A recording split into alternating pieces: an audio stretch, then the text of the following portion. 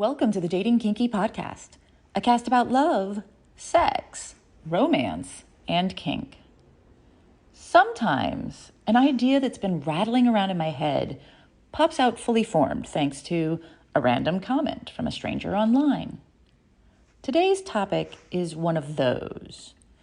It's been on my mind off and on for over a decade, but the words weren't coming to me. And then last Wednesday, someone commented on an older writing of mine, and kablam! There it was, and I needed to write about it.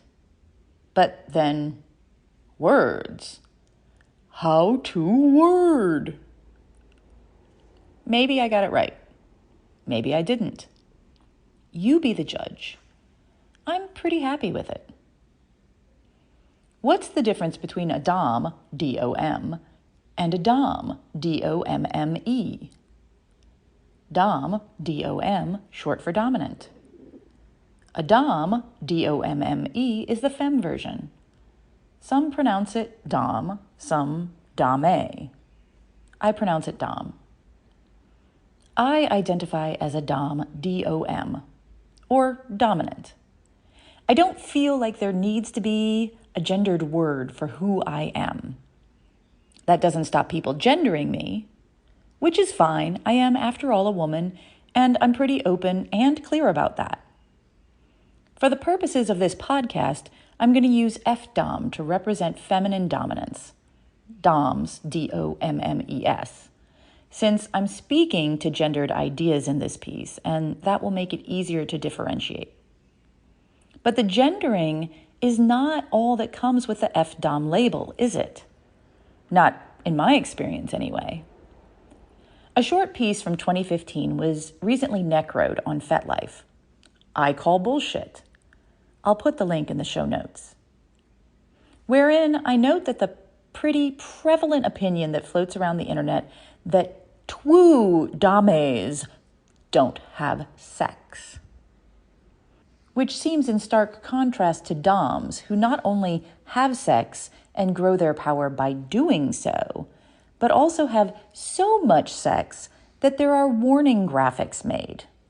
I wrote about those too in 2014, and we'll post a link in the notes. Here's a quote from the one that was circulating the internet at the time. Dominance. Ask yourself this question. Would you still want to be dominant, even if it meant that there would be absolutely no sex involved? If you honestly can't separate being dominant from the sexual aspects of the lifestyle, then perhaps your reasons for wanting to be a dominant are just a tad superficial. Michael Malai. Which I think is just as much bullshit as the idea that FDoms must be sexless creations to do it right. So, the tropes. Masculine dominance. Sex is a part of their power. May want sex too much, so it becomes abusive and predatory. Feminine dominance. Withholding sex is a part of their power. In fact, not having sex at all is their true dominance. How the fuck do people get these ideas? Never mind. I actually know the answer to that. But let's dig into them a bit because, well, this goes deeper. And I'm sure you guessed I was going to say that because, well, this is me.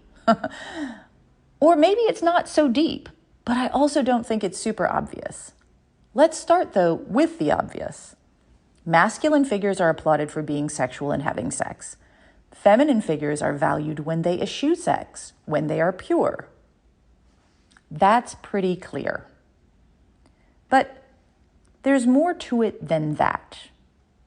Masculine folk are expected to want and love sex, even to excess, to the point where they will lie, cheat, and steal to get it. Maybe even pretend to be a dominant to access more and kinkier sex. The more sex they have, the more powerful they are, the more desired, the more valuable, the more masculine. Does no one see the harm being done here? Just me? No, I didn't think so. So, what then for the feminine folk? The opposite.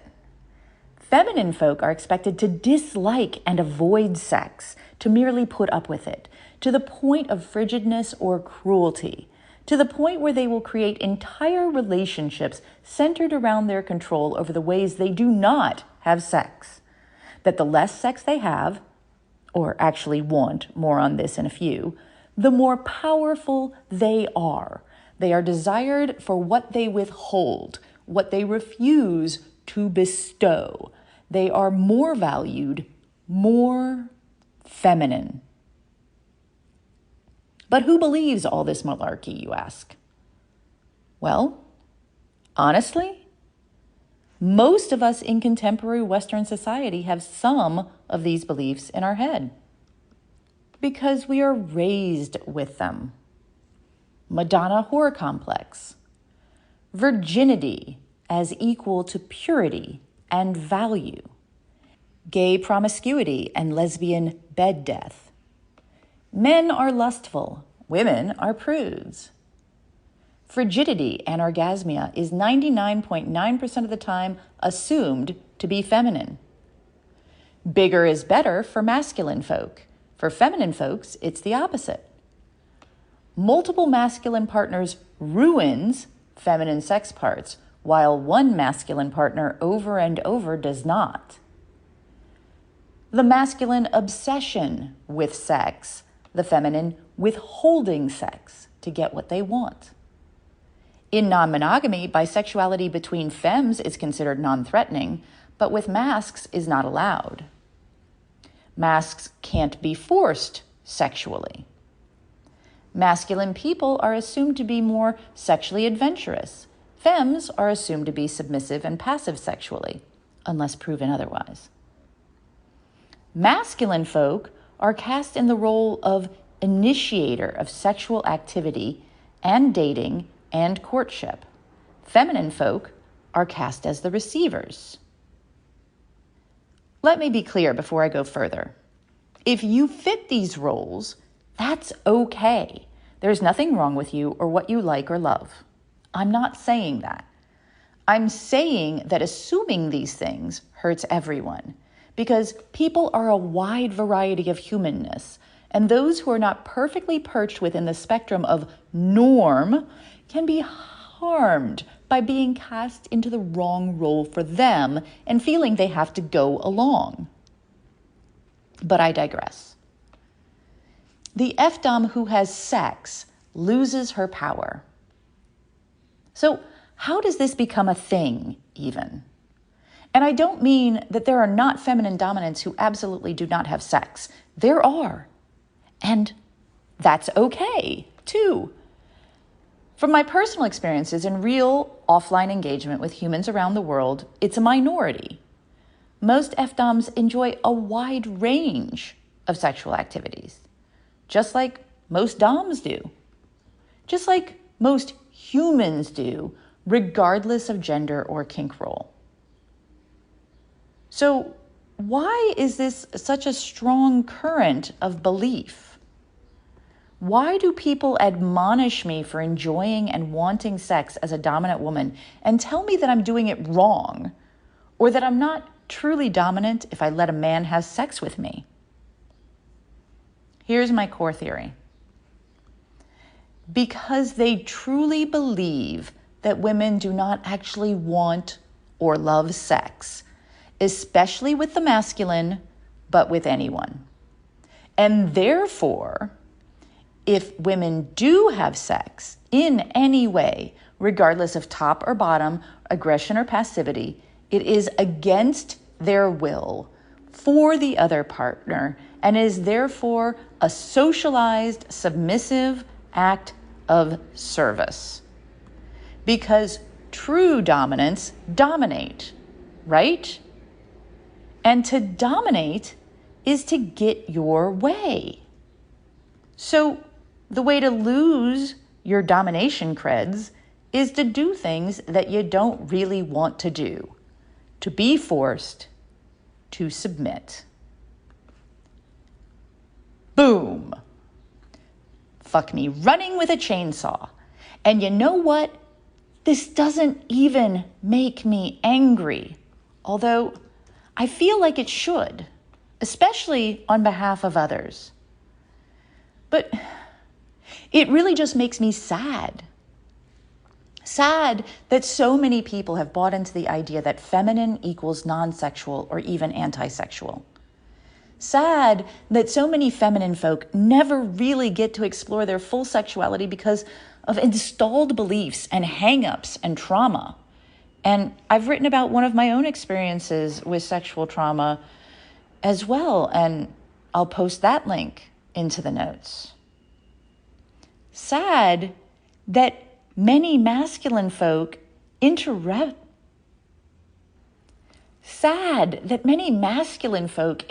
in feminine folk believe that they will never be actually desired or wanted in a sexual way, but the people they crave. Sad that so many masculine folk believe that if they are not hypersexual, they are not fulfilling their role. Some additional thoughts. I've spent 15 years on a men's personal sexual power forum as a woman offering feedback. I started there way back when I was researching pickup artists and met some amazing people in that field. And some of the men who join come from incel communities, desperate to find a way out of the hell they've created for themselves or that they find themselves in, created by others also desperate to be valued, loved, and desired. The hardest part of helping turn these men around? Making them believe that women do love sex, do desire men, do want to share love, and may possibly value them in those ways. It can literally take years for these guys to get that. But when they do, if they do, it's beautiful. Their lives change. They find their core of power, their sense of self and belonging in the world, and they are noticeably more stable and able to deal with what the world throws at them. But that's a small handful of men. One drop in an ocean. And even there, even in that forum, the default for women is to be sexually submissive. Not necessarily submissive in life, but in sexuality. I am an anomaly. FDoms are an anomaly. But we are not non-sexual by default.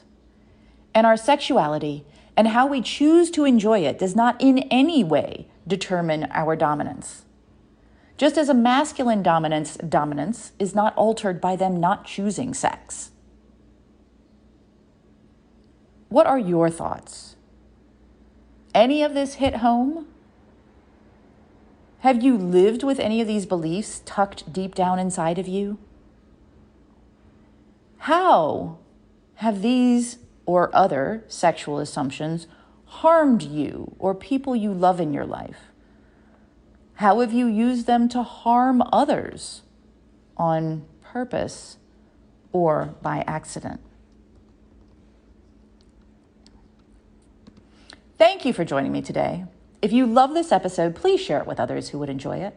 And please do join me on our new apps available in the Google Play and Apple App Stores. Dating Kinky, it's built by Kinksters for Kinksters, poly, queer, trans folk, and anyone not quite vanilla. And it's free. Find me on FetLife as Nookie Notes, and on Twitter, Pinterest, YouTube, Facebook, and Medium as Dating Kinky. We're on Instagram as Dating Kinky Official, all one word. Also, find me on the new Moan app in beta for iPhone. I'm Miss Nookie there. TheMonapp.com. Have a kinky day, and I'll catch you next episode.